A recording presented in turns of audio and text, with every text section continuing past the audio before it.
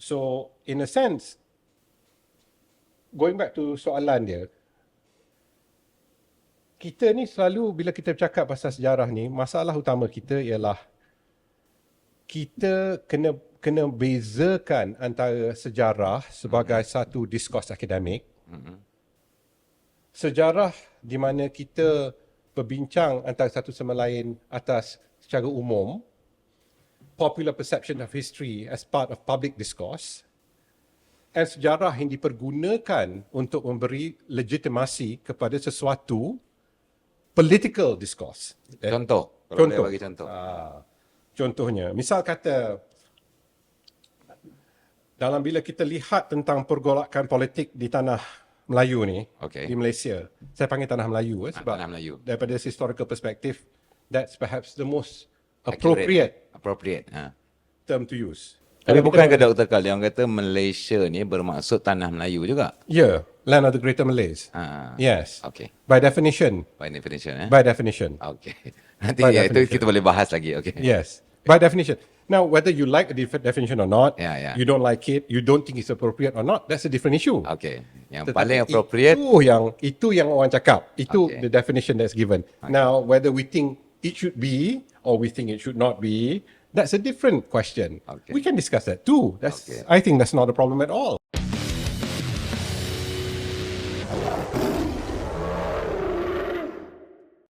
Assalamualaikum dan selamat sejahtera kepada penonton dan pendengar The Tiger Show Podcast. Begitu juga kepada penonton Astro Awani. Kita kembali ke episod 51. Okey, sempena tahun 2026 ni, The Tiger Show Podcast kita nak memperkenalkan satu segmen yang berbincang tentang sejarah. Dan kita amat berbesar hati kerana seorang ahli sejarah bersetuju untuk menjadi tetamu kita dari masa ke semasa. Untuk tidak membuang masa lagi, saya perkenalkan Dr. Muhammad Khaldun Munip Abdul Malek, seorang ahli sejarah. Apa khabar Dr. Khaldun? Alhamdulillah. Khabar baik. Terima kasih. Kalau boleh kita nak perkenalkan sikit Dr. Khaldun pada pendengar dan penonton kita. Kalau boleh cerita sikitlah latar belakang secara ringkas. Secara ringkas. Saya ni asalnya orang Muar, orang Johor. Tapi bukan Jawa. Saya pernah mengajar di Universiti Malaya, University Sains dan juga UKM. Mengajar sejarah doktor Sampai sekarang last kali saya fellow di Majlis Profesor Negara. Jadi kita amat berbesar hati kerana Dr. Khaldun ni dia berasal dari Muar. Muar ni sebenarnya kalau ramai yang tak tahu, Gen Z tak tahu, adalah satu daerah yang melahirkan ramai intelektual Melayu lah. Dan juga daerah yang punya ramai Tan Sri, Tun, Datuk dan sebagainya. Kita tak buang masa lagi. Dr. Khal, boleh kita panggil Dr. Khal? Nak panggil apa-apa pun boleh. Panggil Khal je lah, senang. Khal. Sebagai intro. Dun pun boleh ke? Sebagai intro, kalau boleh Dr. Khal ceritakan sikit tentang apakah itu sejarah dan apakah itu bukan sejarah. Ini untuk pengenalan.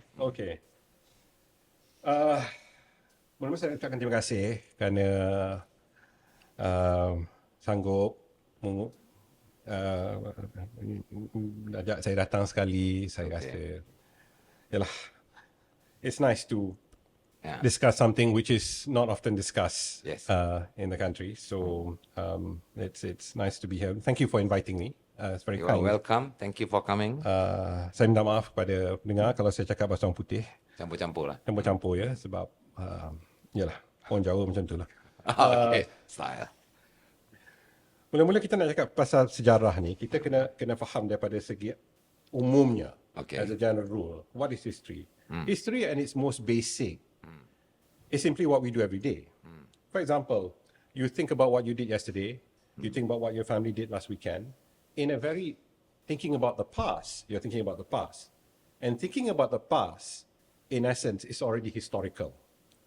So you are, dengan tidak, even without realizing it, you're already participating in the discourse of history every day of your lives. So history in a general sense is that. So you're dealing with history because history is very much part of our day-to-day lives. But history as a subject, as a discipline that you have in university, as an academic discipline, is something quite removed from just simply thinking about the past. it is like any other discipline. It has a tradition. It has a structure, a way of understanding the past that follows a particular method of analysis. Now, this method of analysis is drawn from very different traditions. Okay. For the sake of brevity, maknanya nak summarize this discussion daripada segi apa yang awak tanya saya tadi tu. Okay. Zaman sekarang, kita, for example, kita ada people working on political history, social history, intellectual history, cultural history. Itu tema-tema yang menjadi prism di mana kita boleh meneliti fenomena-fenomena sejarah yang sedang kita lihat. Okay. Now, what do I mean by that? Okay. For example, if you want to study politics, say you want to study the struggle for the struggle for the creation of the Federation of Malaysia in the 1930s and 40s, you can look at it from the kacamata political history, which is to melihat proses-proses perubahan yang berlaku akibat adegan-adegan utama yang dimainkan oleh the most influential figures, Datuk On ke the British Colonial Authority ke and so on and so forth. Or you can look at it from kacamata social history, which is apakah perubahan yang sedang berlaku pada masyarakat setempat, masyarakat orang biasa, apakah perubahan yang sedang berlaku pada waktu yang sama. Itu saja dah memberi you gambaran yang sangat berbeza. Satu, kita lihat the processes of change which involves the utilization and the negotiation regarding power, authority in a more formal sense. Okay. On the other, you're looking at how people's perspective, katalah kita lihat di Negeri Sembilan ke, di Kuala Pilah, perubahan pemikiran orang, persepsi orang tentang keadaan mereka masing-masing. Dan bagaimana ini membentuk kecenderungan mereka terhadap proses pembentukan persekutuan yang sedang berlaku. Jadi ini kita kena ambil kira lah. Ni ada perspektif. So history in a sense is also about perspective. Okay. So whose viewpoint, whose eyes you're looking through, that shapes about what you understand about what has happened to you. And ni perkara, when you think about it, it's very, very basic, very common, right? When you look at any issue, even in the family, you marah anak you punya pandangan, mungkin abah tak adil sebab abah ni asyik-asyik ada temper, nak marah saya saja. On the other hand, you could probably be thinking that I'm trying to improve your behavior. Tapi you tak faham. So ni ada dua perspektif. Dan the job of a historian is to understand that there are these different perspectives at work at any given point in time, and trying to decipher which perspective gives us the best understanding for what has taken place. That's the key about history. Now, this is history. But there are other things as well, because there are other things which qualify as the historical. Now, when we say that something is historical, what do we mean? When we mean something historical, it means not just something that happened in the past, but also something that has acquired a degree of significance when we think about a particular time in the past. Okay. So, for example, when we think about Melaka, immediately we think about Kesultanan Melayu dan Portugis. juga Portugis, kedatangan Portugis. So these are two markers. Excuse me. Now, if you were to reflect upon that and say, well, there were many other things going on as well, that's true. That's true. But because of the way in which knowledge has developed over time and how we have consumed that knowledge, for reasons sometimes involving the desire to promote certain ideas ke, ataupun because of just popular consumption, a particular perception of that particular period becomes significant, becomes the most dominant. So when we reflect on that, we tend to think of those things saja. Kita fikir pasal Hang Tuah, misal kata. Or kita fikir pasal they have acquired a status in our historical imagination, which sets a marker for the period that we're looking at. So, in a sense, going back to soalan dia, kita ni selalu bila kita bercakap pasal sejarah ni, masalah utama kita ialah kita kena bezakan antara sejarah sebagai satu diskurs akademik, sejarah di mana kita berbincang antara satu sama lain atas secara umum, popular perception of history as part of public discourse, dan sejarah yang dipergunakan untuk memberi legitimasi kepada sesuatu political discourse. Contoh. Kalau boleh bagi contoh. Contohnya, misal kata,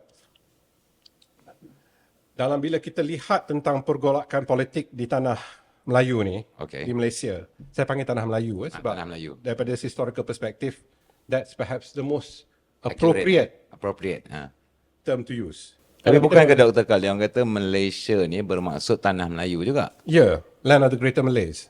Yes. Okay. By definition. By definition, By definition. Okay. Nanti itu kita boleh bahas lagi. Okay. Yes. By definition. Now, whether you like a definition or not, you don't like it, you don't think it's appropriate or not, that's a different issue. Okay. Yang paling appropriate. Itu yang orang cakap. Itu the definition that's given. Now, whether we think it should be or we think it should not be, that's a different question. We can discuss that too. I think that's not a problem at all. Yes. But going back to the question that you raised just now, so kalau kita tengok misal kata the political discourse emerging from the 1950s onwards, kita cakap pasal isu macam ketuanan Melayu. Atau kita cakap pasal social contract. Sebenar-benarnya, and then in both debates, selalunya apa yang digunakan untuk memberi justifikasi kepada both parties to the debate? They will give a justification based on a historical claim. Historical claim. Macam kata orang Melayu mungkin, saya tak semestinya kata semua orang percaya perkara ni, dia kata ini tanah, dia adalah orang indigenous, orang pribumi, jadi mempunyai hak pribumi. Dan pada dia ini berbeza dengan hak mereka yang dikategoriskan sebagai kaum pendatang. Misal kata, contoh, imigran, contoh. Ataupun dia kata pasal social contract, ini adalah agreement antara orang Melayu dan orang bukan Melayu yang menjadi pendatang kepada kawasan Peninsula zaman ataupun tanah Melayu ni, pada tanah Melayu ni, terutama sekali masa zaman British. Tapi in both cases, it is for a historian, for political debate they use it. Dia orang akan bergaduh, saya punya claim lagi betul pada you punya claim lagi betul pada saya punya claim. But in all of these cases, when a historian looks at it, it's very difficult to help them to understand it, because history ni is weird. Every political discourse requires historical justification. From the founding of America, misal kata, or the establishment of or the role of William the Conqueror in establishing the British Crown, or the English Crown, so to speak, in those days in 1066, and so on. So these are seen as markers, kan? As markers, but history, okay. So let's go back sekejap. When you look at those things, what we're looking at is that every single nation state, every single political project needs history to provide justification. Correct. So what does this involve? This involves myth making, sedikit sebanyak. Ada penambahan juga. Ya, kena. Untuk sesuaikan dengan. Kalau tidak, you tak boleh ada naratif yang koheren. The key is narrative and coherent. Sebab kalau cerita kat you buka cerita, kalau you tengok TV, kalau cerita tu kelang kabut, tongan terbalik, you tak faham ujung pangkal dia, kita tak boleh relate kan, nak tengok. Yes, we cannot relate to it. Yes. And the key issue for any political messaging is to get people to relate to it. And that's why history is critical towards politics, because politicians rely on making historical claims to justify what they want to do. But on the other hand, history is also politics, is also the enemy of politics, because history in its proper sense is seldom sympathetic. To whatever political agenda at that time lah. Yes. So this is something which is important for the public to understand, and for us to understand together as a community, because sometimes kita get confused. Apakah peranan sejarah dalam masyarakat? Peranan sejarah ni at the most mundane level is actually very boring, because it is trying to understand what has taken place in the past. It's not about passing judgment about what has taken place in the past. It's not about me deciding that this is right and this is wrong. I want to understand how the past was. So I tak suka bila orang gunakan, sebab misal kata ulama-ulama di Kelantan tu yang kebanyakannya berideologi reformis, were thinking about creating an Islamic state, and therefore we should create an Islamic state. Now, those are the kind of claims which, as a historian, I don't like. Because what I like to understand is the discourses yang took place amongst the ulama themselves. And once we look at it closely, those kind of very radical claim, for a historian radical lah, because you're making a definitive claim, it cannot hold water. It falls apart, because history is full of, as we all understand history to be, which is it is trying to understand the process of change and continuity. History ni is full of internal contradiction, because it reflects human experience, human behavior, penuh dengan kontradiksi besar dan kecil dalam proses peredaran masa tu. Jadi sebagai seorang ahli sejarah, kita cuba tangkap sedikit sebanyak this dynamic. Okey, Dr. Khal, kita berehat sebentar. Lepas ni kita sambung lagi. Okey, kita kembali ke episod 51 The Tiger Show Podcast bersama Dr. Muhammad Khaldun Munip Abdul Malek. Okey, saya nak tanya Dr. Khal tentang interpretasi sejarah. Bagaimana sejarah ni digunakan dalam politik? Ini kembali kepada apa yang kita bincang tadi lah. Ya, ini nak lagi. Ini bahayanya untuk masyarakat secara umum. Jadi kadang-kadang, sebab pada lazimnya, apa sejarah mengajar kita ialah masyarakat ni kecenderungannya untuk membuat reaksi terhadap slogan-slogan emotif ni sangat kuat. And throughout history, effective sloganism, which is another form of marketing, right? Another form of propaganda. They're all more or less overlapping over one another. Is the ability to generate emotional reaction to whatever position you adopt. And the best example we have recently, misal kata apa jadi di Amerika Syarikat kan, bila Trump buat campaign dia nak lawan dengan Presiden Biden. MAGA. Yeah, MAGA. And the claim about how free speech is being impeded and traditional American punya values were being corroded, were being sidelined, were being compromised, and that the Biden administration could not manage security, United States punya security effectively. These are the factors. Betul ke tidak? Itu belakang kira. That's a different thing. Yeah. Because to know whether it's right or wrong for those claims, you need to look at it in detail, right? And people need to, if they want to, they have to trawl through documents, many documents to see whether the data fits the claim. And this has always been the way in which politicians have been able to use information, especially historical information, to their advantage. Dia pandai. Kalau boleh bagi contoh Malaysia. Malaysia, okay. Gen Z kita di Kuala Pilah boleh faham. Well, if you want to use an example from Malaysia, the most recent example ialah kita lihat isu pasal okay, let's talk about ini dangerous ni. Tak apa. Aku banyak perkara tak suka. Okay. Okay, let's talk about things like... Kalau takut dengan reasonnya boleh lambat, anjak lagi ke belakang. Yeah. Nak reason pun boleh, kita okey je. Yeah. The recent example of how the details have been manipulated is benda macam ni.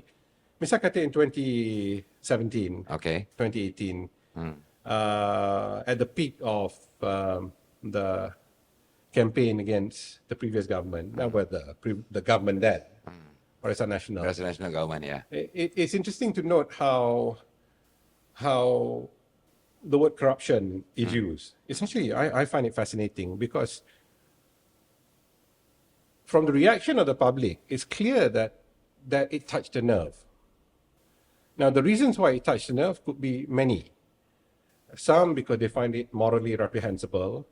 Others because keadaan orang pun hidup susah. Bila lihat orang mengambil kesempatan untuk improve, untuk buat kekayaan untuk diri sendiri, memang suatu benda yang susah orang nak terima.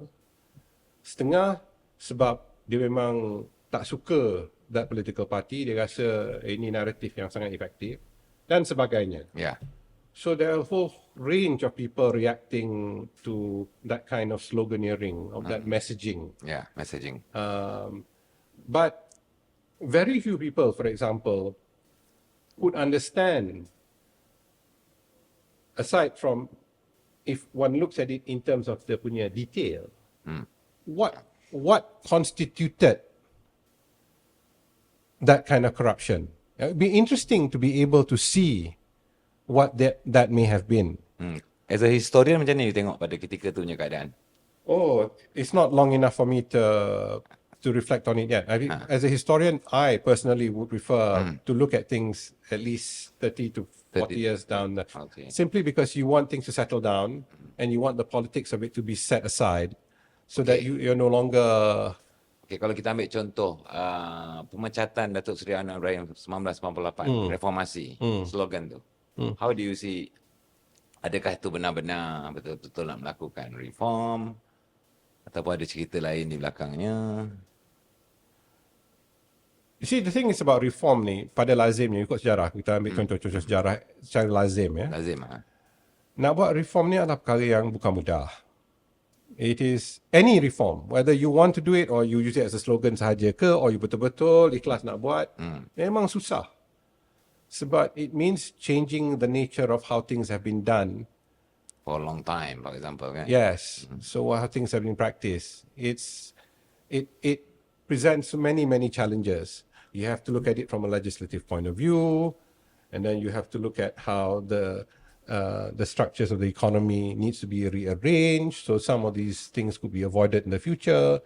Now, in wanting to do that, you have already pre-existing stakeholders, both in the public and private sector, and they would have to agree that this is the path that you want to take. And if you want to negotiate with any of them, it's going to be very difficult because some people have benefited from the way things have been done, so it's become normal practice. In other instances, they want change, but perhaps their contemporaries and colleagues do not. So it becomes a very complex, complicated exercise that even if you wanted to do it with the best of intentions, it's going to be very hard. On the other hand, especially if you seek a more consultative approach. On the other hand, if, as we see in some revolutions, when the exchange and the overthrow of a particular government structure and replacing it with something completely different, and you have the rise of authoritarian figures, macam Ayatollah Khomeini di Iran, ataupun the communist, the Bolshevik Revolution di Rusia pada tahun 1917. And then Mao di China. Di sana, the change, perubahan tu berlaku secara lebih menyeluruh dengan through the use of force. It's not through consultation. force. It is by sheer use of force. Dia dismantle lama. Coercion. The exercise of absolute political power. But that seldom happens in any democratic process. Okay. As far as I remember lah, as far as I know. Sama in China tu dia ada apa? Cultural Revolution lagi lepas Ya, tu. saya. and these forms of political change is radically different from the kind of political change that, for example, has taken place in this country. Regardless how people want to play it out, institutionally, it's very, very different. And in some ways, we are lucky that we don't have to go through that, because that's. But there is an alternative point of view. I mean, I always look at what happened in South Africa as a different kind of story. Nelson Mandela, and the fall of apartheid. I mean, when they set up the Truth and Reconciliation Commission, for example, that was an amazing, at least as far as I know, it's quite an amazing process whereby almost overnight you forgave the sins of a whole entire group of people who have been dehumanizing you, killing you, torturing you, imprisoning you. Really amazing. For many years. And instead of seeking revenge, which, because Mandela was incarcerated for, I think, about 29 years or something like that. And it would not, the logical thing would be to assume that when they came to power, they would want to seek retribution and justice in that sense. But instead of doing that, what they did was to say, let's try and forgive and move on, because we want society to survive. Yeah. Because it's only in our benefit to do so. That is remarkable, but that's very rare. It takes a person of a certain stature, and that stature not by design, stature tu dalam diri dia lah. dalam diri dia dan by default. Keadaan perjalanan dia. Keadaan keliling dia membolehkan dia dinaikkan, dinobatkan sebagai seorang punya status moral authority sebagai Nelson Mandela. Itu bukannya, it's not just a political gimmick. It's not just sloganeering or propaganda. This is something that far exceeds. But those kinds of things happen very, very rarely. Yes. Sangat jarang keadaan macam tu jadi. And one thing we learn as, at least I learned, and I'm still learning as a historian, is that many of the things that we attribute to human agency because of decisions you make, on closer inspection sometimes, you realize that keadaan tu sebenarnya dibentuk oleh banyak sangat faktor. Di mana decision made by human beings, individuals or parties, leaders, or governments, Prime Minister, doesn't matter. It's sebenarnya terhad. Dia punya impact terhad. It is reliant on so many other factors to work in their favor for it to become what we later reflect on and say, that was a great government. It did so many wonderful things. Sometimes it's because they were in a position to do so. Now, I'm not saying that government should not attempt to improve the lives of their citizens. They should try their hardest. But I think, as a historian at least, I look at it and I think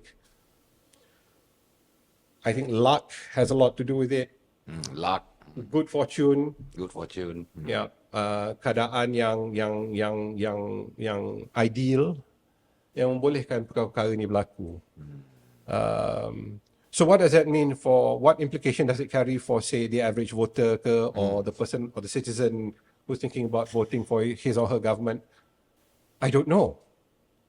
You have to make up your own mind. You have to think about the degree to which the kind of change you want will be enacted if you make one form of decision or another.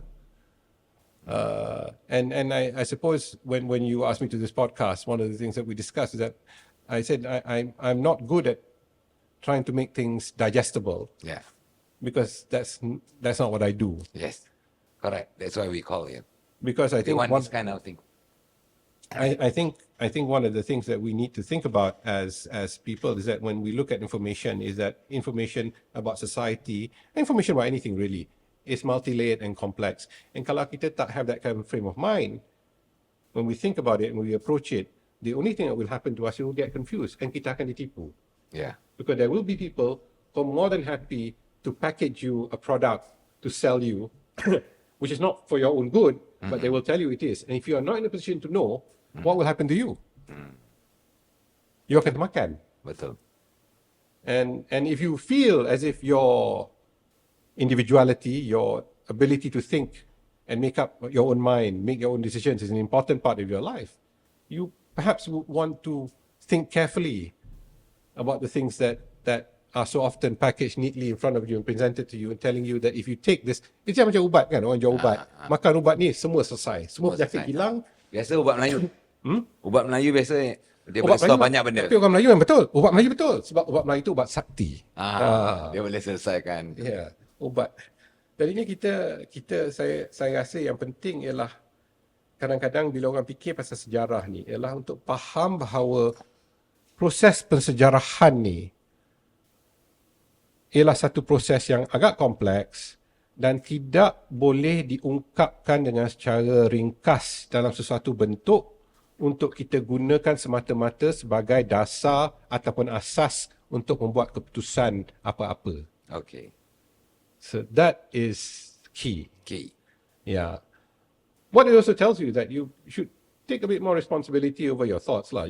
Before you decide one way or another, do whatever it is that you're supposed to do. Do your reading, benda-benda yang basic. It should help. But if you look at history ni, because you have to be careful. History is always used by political. I call them political entrepreneurs. Political entrepreneurs itu termasuk political party, individuals and so on and so on. Ya, apa semalah yang dengan dia lah. Untuk menjual kita sesuatu idea, pandangan yang kita akan beli. Tanggungjawab kita ialah janganlah senang sangat tertipu. Ya, betul. Kita masuk dengan mata yang celak, Celik. Mata dengan celik. Mata celak okey ke? Pakai celak untuk mata celik. Gitu. Okey, Dr. Khal, kita berehat sebentar dan kita sambung lagi lepas ni tentang limitasi sejarah dan kesannya kepada politik. Sebentar lagi kita sambung. Okay, kita kembali ke episod 51 di Target Show Podcast. Okay, Dr. Khal, saya nak tanya sikit. Baru-baru ni saya ada dengarlah satu podcast tentang sejarah kedatangan Islam ke Semenanjung ataupun ke Tanah Melayu ni lah. Tetamu jemputan tu saya macam confused sikit dia bila cakap antara tarikan masyarakat di Tanah Melayu pada ketika tu termasuk Islam adalah kerana pakaian pendakwah-pendakwah Islam tu macam style, bergaya.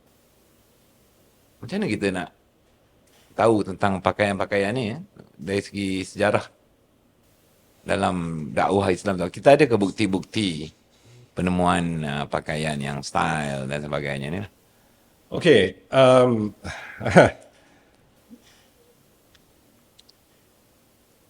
At best, we have an idea about when Islam came to the Malay archipelago. Okay.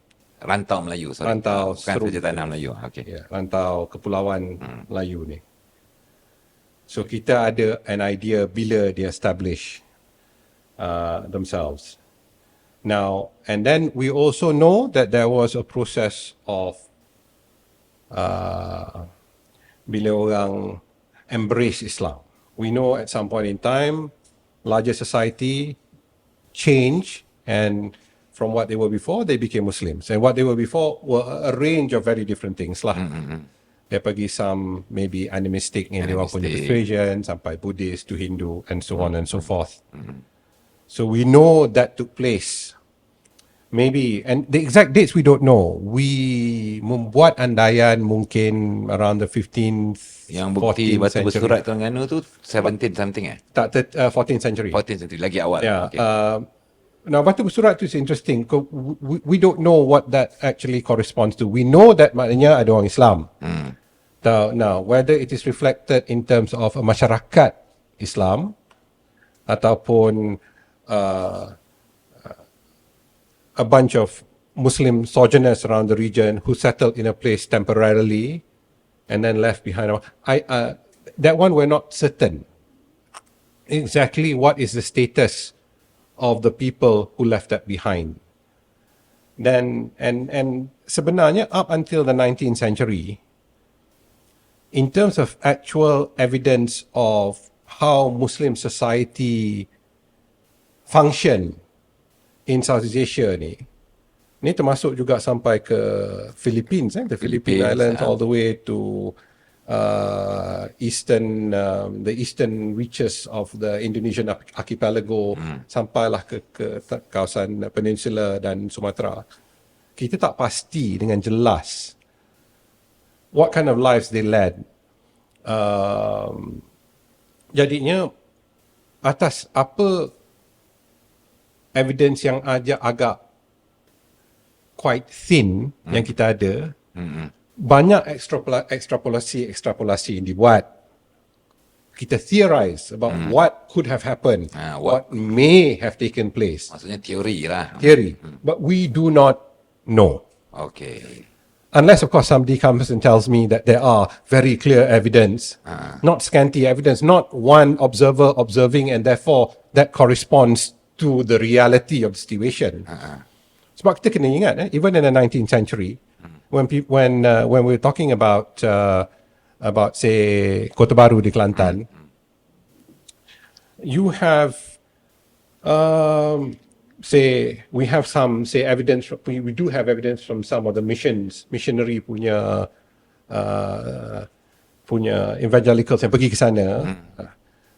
Some of these people involved in the work of missions, of the Christian mission, pergi ke sana, bercakap tentang bahawa masyarakat ni masyarakat yang seolah-olah tak buat apa-apa, duduk je, malas, tak mengambil kira pasal pekerjaan, tak ada komitmen tu apa-apa. And then on the other hand, you also have other recollection, also from Mat Saleh, who says exactly the opposite when they came to in the mid-19th century, visited Kota Baru, said, oh, very industrious community, very committed to their Islam, very committed, the word they used was Mohammedans, because they got pengikut Muhammad. In those days, that was a particular word that they like to use.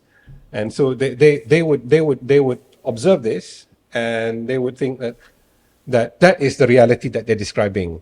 But this other group felt that was the reality of describing, and they're both contradictory to one another. So mana yang betul?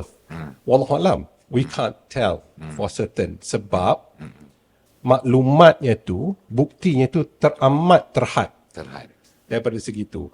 Jadinya apakah dalam keadaan macam ni, apakah kita boleh guna sebagai yardstick? What can we use as a basis to make claim? That kind of to claim. make a reasonably informed extrapolation about what took place? We can take things like kitab-kitab, makalah-makalah dan sebagainya, dan kita lihat say the transfer of certain we can look at the movements of different groups and individuals who were prominent. Macam kalau kita tengok in the 17th century, we can look at people like Nuruddin Raniri, Hazafan Suri, makalah-makalah yang mereka gunakan, dan ulama-ulama yang lain yang berkecimpung bukan saja di Aceh in their case, but also in other parts of the Malay Peninsula, Malay world. Dan apakah idea-idea mereka promoted, what they justified, their roles in society. So kita boleh sedikit sebanyak membuat andaian. By the role society, maksud saya ialah jadi mufti ke, tak menjadi penasihat kepada raja, kepada sultan dan sebagainya. Dan mungkin mereka promote kita kena lebihkan penggunaan syariah sebagai asas asas perundangan, sebagai perkara-perkara macam tu. Satu lagi perkara yang saya kadang-kadang agak khawatir ialah selalunya misal kata seorang scholar daripada barat namanya Anthony Johns, dia makes the argument that the spread of Islam was largely due to the role of Sufis. Ada juga kalau macam di sekolah yang saya ingat penyebaran Islam ni melalui ahli-ahli perniagaan yang datang berdagang. Yes. And the reason, but it's interesting, it's good that you brought it up because betul, dua-dua betul. Dua-dua betul. Sebab kebanyakan daripada ulama-ulama ni, dia bukan satu role dia bukan macam today. I'm an academic, therefore I have one role. In those days, banyak role those days. Dia also businessman, dia also, I mean, for example, you you want to be a part of a famous, in the 19th century, you want to be part of a famous madrasah, nak belajar dengan ulama ni. More often than not, there are also things like, for lack of a better, in today's terms, kan, fees that you have to pay. Kita nak pergi universiti lah, you kena bayar fees. Kena bayar yuran. Yeah, kena bayar yuran sebab people have to survive. And a lot of these people are also traders. They brought along with them, I mean, they weren't traveling alone, many of them. They brought along their families and their cousins and their colleagues. Yeah. They traveled. So they participated actively in many aspects of social life. Jadi untuk mengatakan hanya ahli perniagaan ataupun hanya melalui ulama sufi tu agak sukar lah. Kalau kita nak buat andaian tu agak sukar lah. And another reason why this is problematic is because bila kita selalu cakap pasal sufi ni, kita bezakan dengan apa? Apa? Bila kita cakap orang tu non-sufi, apa maksud dia? Apa? Dia tak ada akidah. Dia tak ada semayang. Tak ada spirituality. Dia tak baca zikir. Terutama sekali bila kita tengok pada zaman-zaman macam tu, di mana kita kena ingat even by the second, third century of Islam, the recognition that Islam is both a religion with a deep ethical sensibility. Now, ethical sensibility maksud saya tu ialah seperti dia punya commitment to the Syariah, as well as a deep spiritual sensibility, which means Sufi, is intertwined. Because dua-dua ni adalah akidah. Tidak boleh dileraikan. Dia tak ada spiritualist, non-spiritualist. Tak ada macam tu. Jadinya, so by the time Islam had begun to spread Nusantara, those elements of it were so well integrated to one another. Now, what you might want to think about, if you're studying that particular period, the early stage of the spread of Islam, perhaps is to consider things like what kind of ideas were most widespread, and how do we know this? By looking at texts. Now, if you look at texts and see the spread of those ideas, then you can see what shape of Islam, understanding of Islam yang sedang disebarkan pada masa itu, rather than talk about because of this or because of that. Usually it's because of many factors. And usually in order to identify how those factors work in a specific area, you have to understand that the dynamics of a specific area. Tak semestinya, it's not a formula. Ya, tak ada exact formula kan? Yes, so you have to see what has taken place. Now, if you could, and in most cases it's very hard to, then perhaps you have a better idea what takes place when we talk about the spread of Islam. Rather than speculate about it may have been the Sufis, it may have been the traders, it may have, God only knows, wallahu alam. Because that one is wallahu alam. Kita tak tahu. And as a I think it's important for scholars to admit that when we don't know. It's more useful. Yeah. And it's more honest. Betul. Yeah, kalau tidak, kita bukan lagi scholars, we're students of knowledge, we then become propagandists, that's the word that Kita kembali balik kepada kita punya. And there is another aspect to this which I think is important for people to understand. The reason why also it's many of the Europeans were keen to identify Islam here as a kind of a spiritual. So they look at the history of this region is, for them it's largely Indic, maknanya Buddhist, Hinduism, Hindu, mostly Hindu lah, Hindu, and they're trying to look at, especially in the 19th century, Hindu practices. And they're trying to say that, if you look at, because of the spiritual inclination of adherents of Hinduism, and therefore the kind of Islam that had spread to this region must share some values of those qualities in order for it to have been so readily accepted by so many over a very quick period of time. I mean, that's one of the miracles about it. It's a very fast process. Very fast. It's quite, in many ways, it's tak ada bandingnya dalam sejarah at least certainly over the past thousand spread of a particular religion. Tapi yang logiknya juga bila katanya pendakwah ni dia deal dengan raja.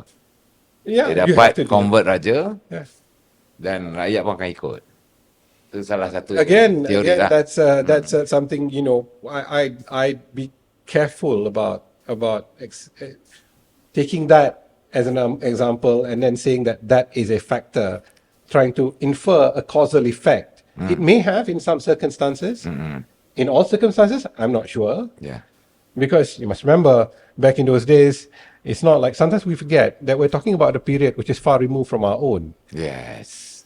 Sekarang, you have telecommunication technology. Ya, masa tu macam mana kan? Macam masa tu, kalau kita nak pergi daripada Pinang Seribu Paik Jawa nak pergi ke Muar tu, which is sekarang 20 minutes by car, in those days, that could mean also sometimes you staying in bandar before you going back the next day. Yeah. Because it's a long distance away if you're walking or Walking. So kadang-kadang kita tak nak lah memikirkan seolah-olah when people Macam talk about problemnya orang cakap kadang-kadang dia anggap macam zaman ni.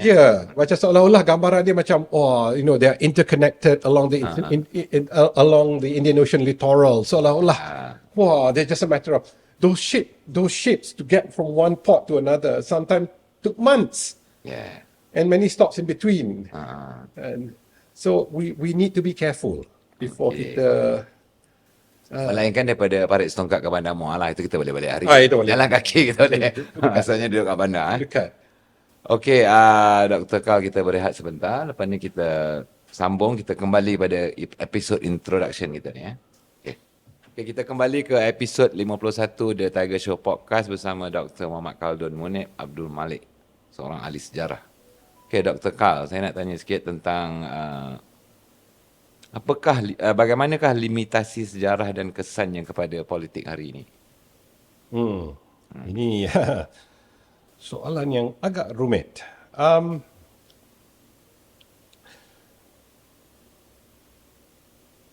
Like as we have been discussing over the past half an hour or so, history is both the most important, but in some ways, the most dangerous tool to use for politics. However, there is a lovely quote by a very distinguished historian of Africa, who is an American historian of Africa, who says that how you do your history, how you do your politics shape your history, and how you do your history shapes your politics. Wow. That is something for us to perhaps consider a little bit, because the nature of history as we understand it, say history that you do in school, you rasa dah ditulis dan senang to consume. Yeah. But what you're seeing is the result of not what you're seeing in front on the page, but as a result of, that's just a truncated account of the past, a summarized account of the past. That's the result of a body of knowledge that had to grow over many, many years. Itu pun belum lagi kita pertikaikan betul kata pun tidak, apa yang kau baca kat sekolah. Tetapi, walau bagaimanapun, proses untuk membuat what is essentially a school textbook, it relies on scholarship that has been done for many years, in some cases for generations. Jadi kita kena faham tu. So now, in a sense, politics is all about selective history. It's about selecting episodes from the past that suits the current narrative that they want to push forward. Tapi boleh adjust juga kan? Maksudnya politics give you power to adjust something happen in the past to suit the current narrative. Alright. For example, tentang perjuangan kemerdekaan contoh. Yes. Tentang watak-watak yang sebelum ni mungkin dalam sejarah tak berapa ditonjolkan, sekarang ditonjolkan. Itu macam mana pula? Well, it's first, history needs to be revised all the time. I mean, it's a constant process of revision.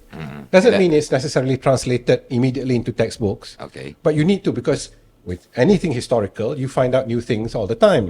Yes. That forces you to re-evaluate your earlier positions. Now, however, there are also things about history which I find quite annoying in the way that has been conveyed here. One of which is at a recent discussion about history, dia cakap pasal things like shared history, Shared history, inclusive history, national history.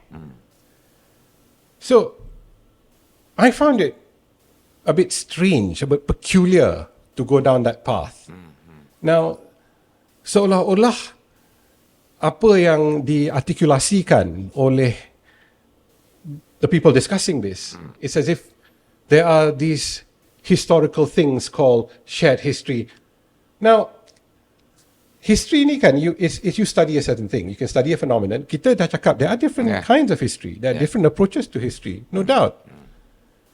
But the moment you say things of that sort, macam national history, national history, Ada ke national history kan?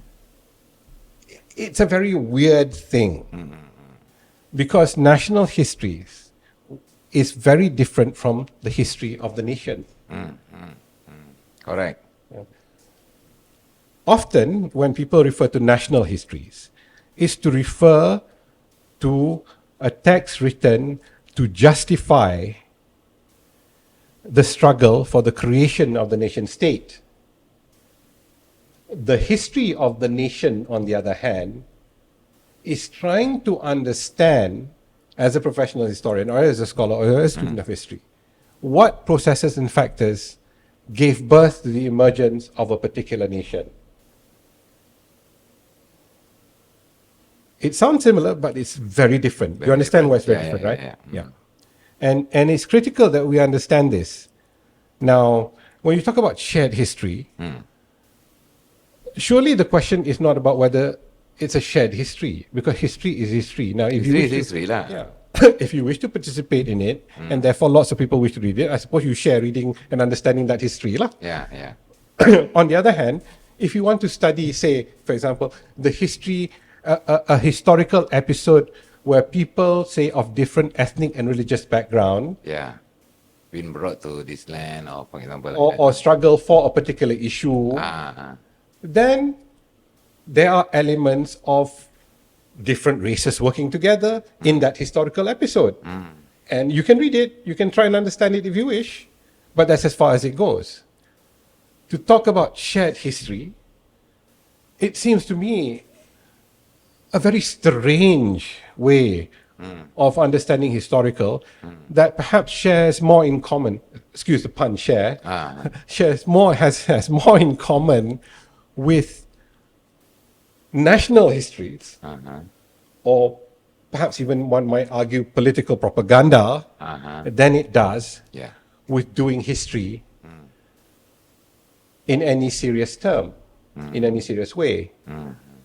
So that I think is very, very important to understand. And I think most of the people here, we get stuck in this because we're because we're struggling.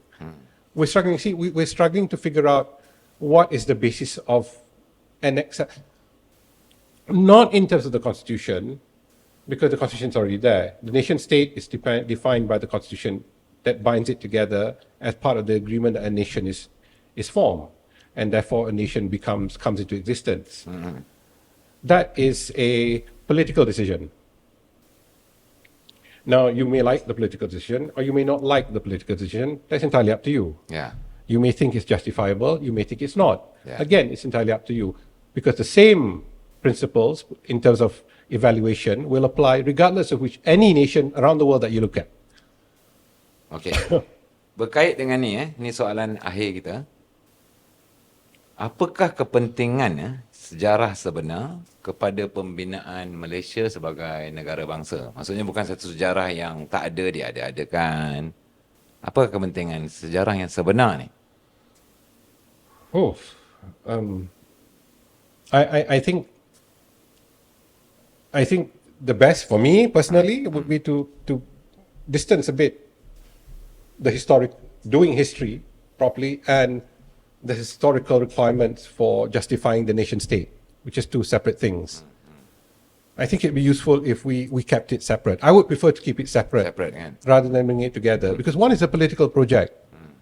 A political project has many aspects to it. It's just not the historical, because the historical then gives birth. There must be a moral basis. The idea that there must be a moral basis for the nation state, because the nation state is just not simply the result of a historical process, though it is, but it's also what people involved in it would like you to think, that we have taken into consideration about forming a community of people based on a certain set of values that they share. So it is not just a political project, it's not just the result of a historical process, but it's an attempt, a conscious attempt to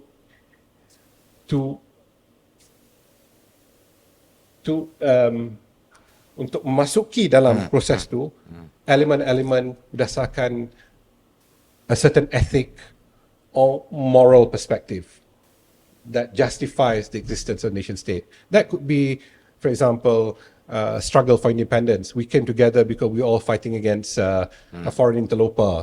And so we struggled to form this nation together, and the basis of this nation is equality. Every citizen has equal rights under the law, blah, blah, blah, blah. So that's a different kind of claim. That's a moral kind of claim. Okay. So that's quite different from trying to go into history and looking at historical development, historical processes, and trying to identify how do we find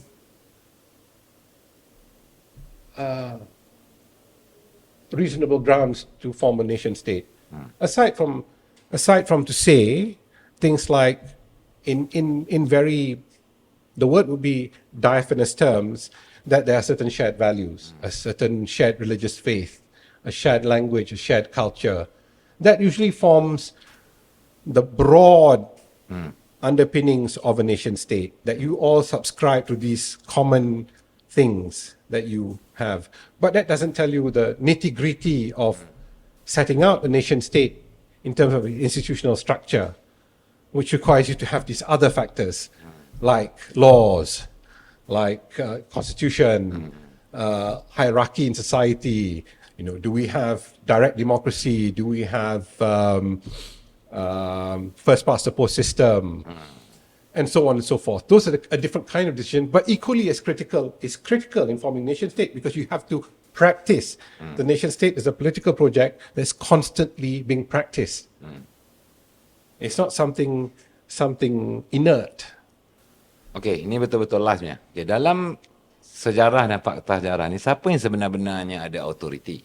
Maksudnya, setengah pihak dalam negara ni lebih mementingkan persejarahan daripada penjajah. Ada juga yang nak challenge. So sebenarnya kita nak kena ikut siapa ni? Kita kena ikut penjajah ke? Kita nak kena ikut? Well, this has always been the big problem, right? Because as we said very early on in this discussion, history is about perspectives. Perspektif, ya. Yeah. Now, if we understand the bias implicit in every perspective, and therefore we then collectively make a decision either to reject or accept that bias, Okay. then that might provide a basis for us to look for the things that you seem to be looking for. That might be one way of doing it. Okay. So you must be able to understand the perspective and the biases implicit in it. For example,